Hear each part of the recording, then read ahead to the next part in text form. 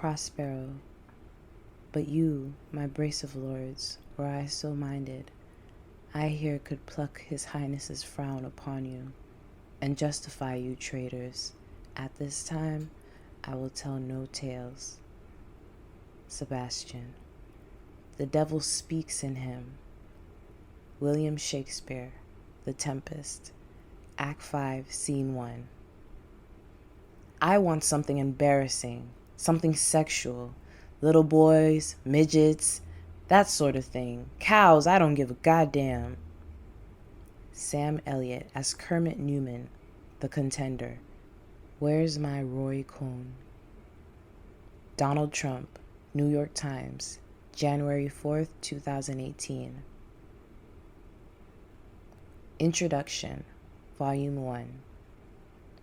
The July 2019 arrest of Jeffrey Epstein and his subsequent death that August brought national as well as international attention to a sex ring where certain members of the power elite sexually abused and exploited female minors and young women.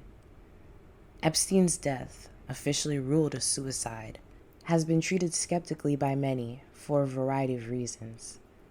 Regardless of the real circumstances of his death, it has led to scores of Americans embracing the view that his death was both intentional and necessary to protect his powerful co-conspirators and the full extent of his covert and illegal activities.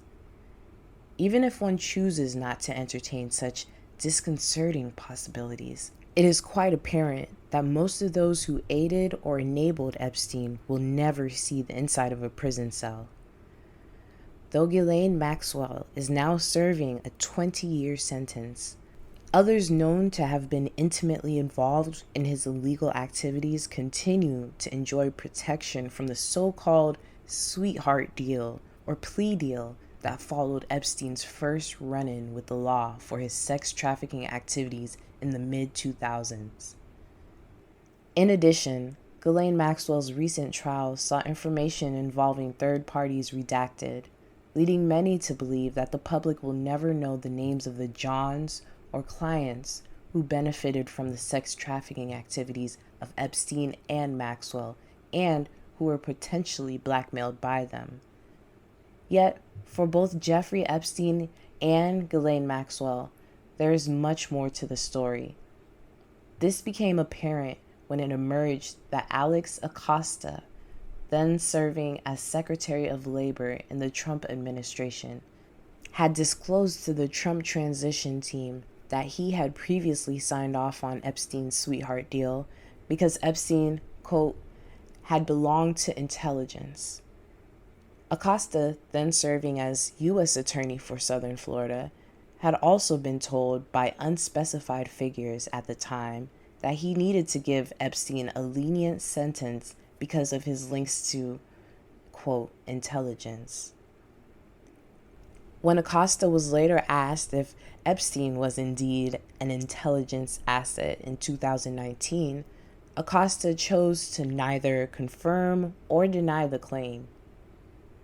Other hints of a connection between Epstein and intelligence subsequently emerged, with reporting from a variety of sources that Epstein was affiliated with the CIA, Israeli intelligence, or both. Despite the implications and significance of these connections to intelligence, most of the mainstream media declined to dig deeper into these claims, instead largely focusing on the salacious aspects of the Epstein case.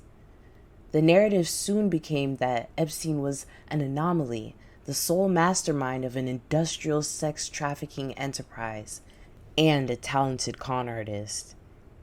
Even his closest associates and benefactors, like retail billionaire Leslie Wexner, have been taken at their word that they knew nothing of Epstein's crimes, even when there is considerable evidence to the contrary. Indeed, it was later stated by Cindy McCain, wife of former Senator John McCain, that, quote, we all knew what he, Epstein, was doing. At an event in January 2020, where she also claimed that authorities were, quote, afraid to properly apprehend him.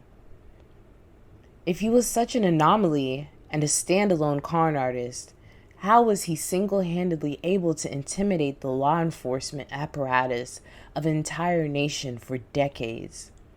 The claim that Epstein did not have powerful backers and benefactors stands on incredibly shaky ground.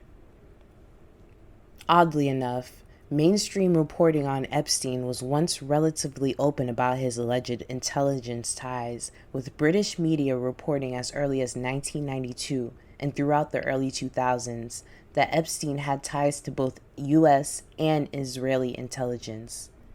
In addition, also in the early 1990s, Epstein's name was mysteriously dropped from a major investigation into one of the largest Ponzi schemes in history, even though he was labeled the mastermind of that swindle in grand jury testimony.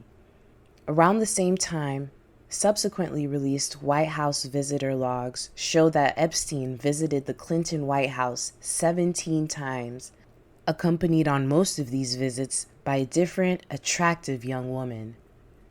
Reporting on those visitor logs was largely done by a single media outlet, Britain's The Daily Mail, with hardly any American mainstream media outlets bothering to investigate these revelations about Epstein and a former US president.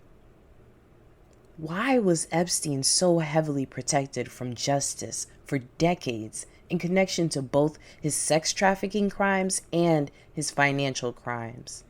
Why have the once commonly reported intelligence connections of Jeffrey Epstein now been relegated to, quote, conspiracy theory, despite evidence to the contrary? If powerful senators knew what Epstein was doing to young women and girls, who else knew, and why wasn't something done?